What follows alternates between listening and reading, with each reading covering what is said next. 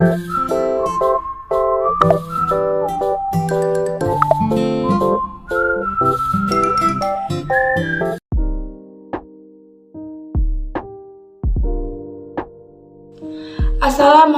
warahmatullahi wabarakatuh. Shalom, Om Swastiastu, Namo Buddhaya, Salam Kebajikan.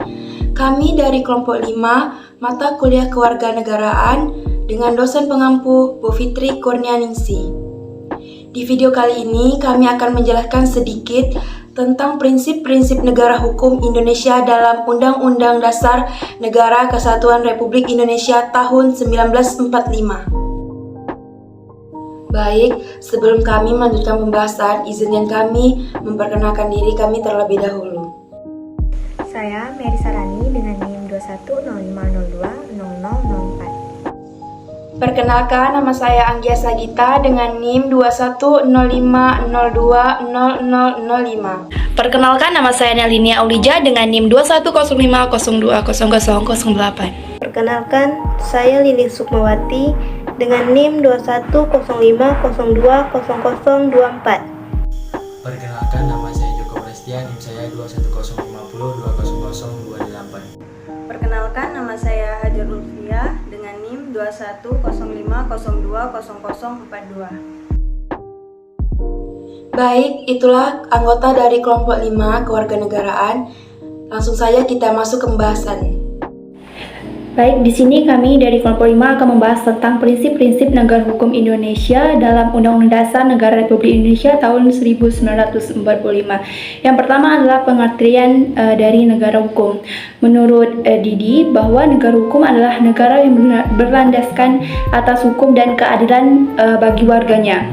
Maksudnya adalah segala kewenangan dan tindakan alat-alat perlengkapan negara atau penguasa semata-mata berdasarkan hukum atau dengan kata lain diatur oleh hukum.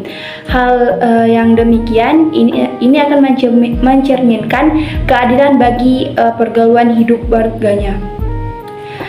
Sudargo Gautama juga mengatakan bahwa sebagaimana dikutip oleh Didi yang mengutamakan 3 ciri atau unsur dari negara hukum. Yang pertama adalah terdapat pembatas kekuatan negara terhadap perorangan. Yang kedua atas legalitas, yang dimana bahwa setiap tindakan itu harus berdasarkan hukum yang telah diadakan terlebih dahulu gitu. Yang ketiga adalah pemisahan kekuasaan, bahwa yang harus ditaati juga oleh pemerintah atau aparaturnya itu dengan pemisahan kekuasaan, yaitu badan yang membuat peraturan perundang-undangan, melaksanakan dan mengadili harus terpisah satu sama lain, tidak berada dalam satu tangan. Konsep negara hukum. Yang pertama ada konsep nomokrasi Islam. Dalam konteks hukum tata negara, istilah nomokrasi berasal dari Inggris, yaitu nomokrasi. Berasal dari bahasa Latin nomos yang berarti norma dan kratos yang berarti kekuasaan. Yang jika digabungkan berarti faktor penentu dalam penyelenggara kekuasaan adalah norma atau hukum. Karena itu istilah ini sangat erat dengan gagasan kedaulatan hukum sebagai kekuasaan tertinggi. Yang kedua ada konsep negara hukum Eropa, kontinental. Gagasan terpenting dari negara hukum dan dalam penelitian para pemikir hukum Eropa, kontinental terletak pada kehendak untuk membatasi kekuasaan raja-raja yang memerintah secara absolut tanpa ada kekuasaan yang dapat menjadi kontrol sebagai akibat dan situasi sosial politik di Eropa pada saat itu. Yang pertama itu ada 1. Perlindungan hak-hak asasi manusia. Yang kedua ada pemisahan atau pembagian kekuasaan untuk menjamin hak-hak itu. Yang ketiga ada pemerintah berdasarkan peraturan perundang-undangan. Yang keempat, yang terakhir, peradilan administrasi dalam perselisihan. Baiklah, di sini saya akan menjelaskan konsep negara hukum Pancasila. Seno Aji 1980 berpendapat bahwa negara hukum Indonesia memiliki ciri-ciri yang khas karena Pancasila harus diangkat sebagai dasar negara. Negara hukum Indonesia dapat pula dinamakan negara hukum Pancasila menurut Philips M. Hudson, sebagaimana dikutip dalam Indabet 1983 bahwa elemen negara Pancasila adalah yang pertama keselarasian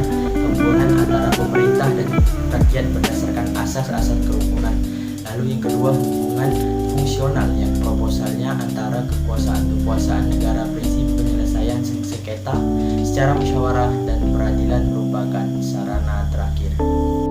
Yang kedua ada konsep negara hukum di Indonesia. Konsep negara hukum yang ada di Indonesia yaitu pada Undang-Undang tahun 1945 sebelum amandemen yang dinyatakan dalam pasal 4 ayat 1, Presiden Republik Indonesia memegang kekuasaan pemerintah menurut Undang-Undang Dasar.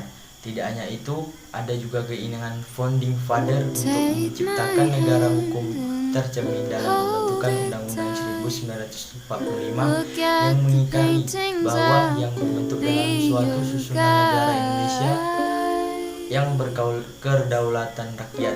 Kedaulatan rakyat ini memiliki kekuasaan bahwasanya kekuasaan penuh dimiliki atau di tangan rakyat. Prinsip-prinsip negara hukum Indonesia dalam UUD NRI tahun 1945. A. Adanya penegakan hukum melalui pengujian peraturan perundang-undangan. Salah satu konsekuensi dari suatu hierarki peraturan perundang-undangan bahwa peraturan perundang-undangan yang lebih rendah kedudukannya tidak boleh bertentangan dengan peraturan perundang-undangan yang lebih tinggi kedudukannya. Apabila peraturan perundang-undangan yang lebih rendah kedudukannya bertentangan dengan peraturan perundang-undangan yang lebih tinggi kedudukannya, maka dapat diawasi dengan mekanisme pengujian atau review, baik melalui lembaga eksekutif maupun lembaga yudikatif. Kemudian bentuk-bentuk pengujian terbagi menjadi dua, yaitu pengujian formal dan pengujian material. Di negara Republik Indonesia sendiri, di mana UUD NRI tahun 1945 memberikan kewenangan pengujian peraturan perundang-undangan kepada lembaga yudikatif baik Mahkamah Agung maupun Mahkamah Konstitusi. Ditegaskan dalam pasal 24A ayat 1 UUD NRI tahun 1945 yang berbunyi bahwa Mahkamah Agung berwenang mengadili pada tingkat kasasi, menguji peraturan perundang-undangan di bawah undang-undang terhadap undang-undang, dan mempunyai wewenang lainnya yang diberikan oleh undang-undang. Prinsip yang selanjutnya yaitu B. Adanya pelindungan terhadap hak asasi manusia. Negara memiliki kewajiban untuk memberikan jaminan perlindungan terhadap hak asasi manusia. Di dalam Undang-Undang Negara Republik Indonesia tahun 1945, setelah perubahan mengatur lebih kompleks tentang substansi perlindungan hak asasi manusia yang meliputi salah satunya di sini, kami mengambil hanya pasal 27 yang berbunyi sebagai berikut. Pasal 27 ayat 1, segala warga negara bersamaan kedudukannya di dalam hukum dan pemerintahan dan wajib menjunjung hukum dan pemerintahan itu dan dengan tidak ada kecualinya. Pasal 27 ayat 2 berbunyi tiap-tiap warga negara berhak atas pekerjaan dan penghidupan yang layak bagi kemanusiaan. Pasal 27 ayat 3, setiap warga negara berhak dan wajib ikut serta dalam upaya pembelaan negara.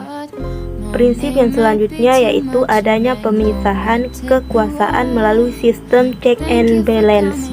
Menurut John Locke, berdasarkan sejarah perkembangan ketatanegaraan, gagasan pemisahan kekuasaan secara horizontal pertama kali dikemukakan oleh John Locke dalam bukunya yaitu Treatise of Civil Government. John Locke membagikan kekuasaan dalam sebuah negara menjadi 3 cabang kekuasaan, yaitu kekuasaan legislatif, kekuasaan eksekutif, dan kekuasaan federatif. Materi selanjutnya mengenai B. Hubungan negara hukum dengan HAM. Yang pertama, pengertian negara hukum. Negara dalam pandangan teori klasik diartikan sebagai suatu masyarakat yang sempurna atau a perfect society. Negara pada hakikatnya adalah suatu masyarakat yang sempurna yang para anggotanya mentaati aturan yang sudah berlaku. Dan yang kedua, pengertian hak asasi manusia atau HAM. HAM atau hak asasi manusia adalah hak yang melekat pada diri setiap manusia sejak awal dilahirkan, yang berlaku seumur hidup dan tidak dapat diganggu-gugat siapapun. Adapun pembagian bidang, jenis, dan macam hak asasi manusia atau HAM ada 6 antara lain. Yang pertama, hak asasi pribadi atau personal right. Yang kedua, hak asasi politik, political right. Yang ketiga, hak asasi hukum atau legal equality right. Yang keempat, hak asasi ekonomi, property right. Yang kelima, hak asasi peradilan atau procedural right. Dan yang terakhir, yang keenam, hak asasi sosial budaya atau social cultural right.